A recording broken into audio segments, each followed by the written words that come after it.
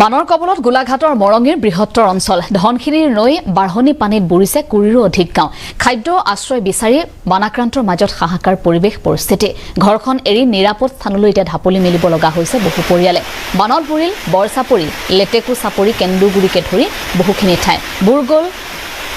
জাঠিপটিয়া মিঠাম চাপৰিকে ধৰি বহু অঞ্চল সেই পৰ্যন্ত কোনো ব্যৱস্থা গ্ৰহণ কৰা নাই প্ৰশাসনে বানপীড়িত স্থানীয় বিধায়ক আৰু প্ৰশাসনৰ বিৰুদ্ধে ক্ষোভ উজাৰিছে আমি দৃশ্যাংশ দেখুৱাইছো এতিয়াও বান কমা নাই বহুখিনি ভয়াবহ পৰিৱেশৰ সৃষ্টি হৈছে ওখ ঠাইত আশ্ৰয় ল'ব লগা হৈছে বানাক্ৰান্তই এই ক্ষেত্ৰত আমি সবিশেষ জানিবলৈ চেষ্টা কৰিম সেই ঠাইত আমাৰ সতীৰ্থ সাংবাদিক জানমণি দত্ত উপস্থিত আছে গতিকে বানাক্ৰান্তৰ বিষয়ে সবিশেষ জনাব জানমণি দত্তই তেওঁৰ এক প্ৰতিবেদনৰ জৰিয়তে হয় মই বৰ্তমান উপস্থিত আছো ধনচি ৩ নং ভোলাগুৰি অঞ্চলত যে ধনচি বাঢ়নি পানীয়ে সমগ্ৰ অঞ্চলকে ধৰি মৰঙী কেইবাখনো গাঁও এতিয়া পানৰ কবলত পৰা পৰিলক্ষিত হৈছে সমগ্ৰ দৃশ্য মই কেমেৰা পাৰ্চনে দেখুৱাইছে মই বৰ্তমান উপস্থিত আছো যে এই প্ৰাথমিক বিদ্যালয়ৰ সন্মুখত দেখিবলৈ পোৱা গৈছে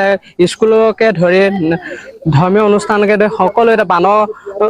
ধুই যোৱা পৰিলক্ষিত হৈছে কেইবাখনো গাঁও ইতিমধ্যে এতিয়া বানৰ কবলত পৰা পৰিলক্ষিত হৈছে মোৰ সৈতে এজন ককা আছিলে ককাই মানে পশুধনৰ কাৰণে খাদ্য অনা পৰিলক্ষিত হৈছে এই ককাৰ পৰা জানো আহকচোন হয় আপোনালোকৰ ধনচি বাঢ়নি পানীয়ে এতিয়া গোটেই অঞ্চলটো বুৰাই পেলাইছে পশুধনকে ধৰি বহুতো খোৱা বোৱা ক্ষেত্ৰত বহুতো ক্ষতি হৈছে কি ক'ব সেইটো হয় আমি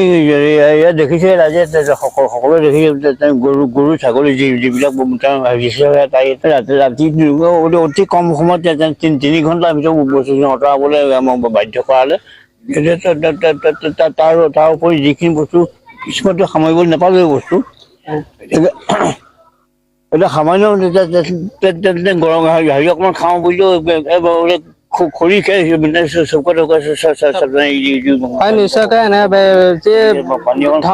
ধনচি বাঢ়নি পানীয়ে গোটেই অঞ্চলটোকে ধৰি আবঘাট মৰঙী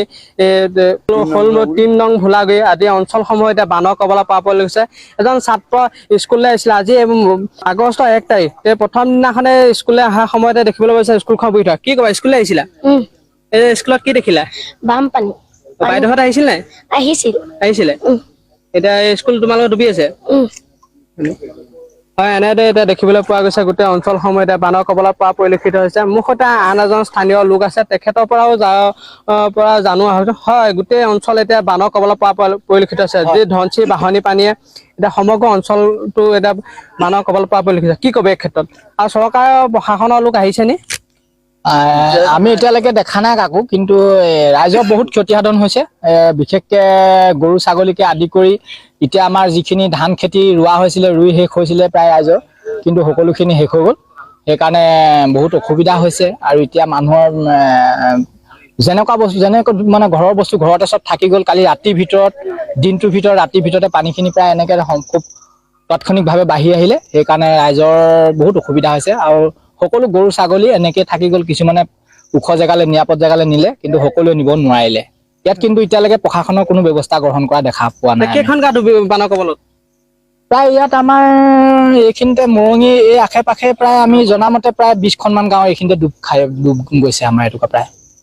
নিশ্চয়কৈ যি হঠাতে অহা ধনচি বাঢ়নি পানীয়ে এতিয়া সমগ্ৰ অঞ্চলটোকে ধৰি কেইবাখনো গাঁও এতিয়া বানৰ কবলত পৰা পৰিলক্ষিত হৈছে সমগ্ৰ দৃশ্য মোৰ কেমেৰা পাৰ্চনে দেখুৱাইছে দেখিবলৈ পাইছে স্কুল ঘৰকে ধৰি সকলো গাঁওসমূহ এতিয়া বানৰ কবলত পৰা পৰিলক্ষিত হৈছে সমগ্ৰ দৃশ্য মোৰ কেমেৰা পাৰ্চনে দেখুৱাইছে এজন ককা আহি থকা পৰিলক্ষিত হৈছিলে এই ককা পাও নহয় ককা আপোনালোকৰ গোটেই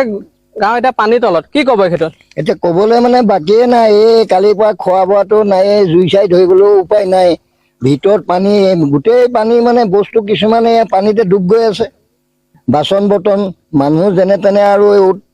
থিয় দি ৰাতিটো থাকিলো এতিয়ালৈকেতো পেটত একো আহাৰেই নাই এতিয়া কি কৰিম ক'ত থাকিম প্ৰশাসনৰ লোক আহিছে নে প্ৰশাসনৰ লোক কোনো নাই এতিয়ালৈকে খা খবৰ নাই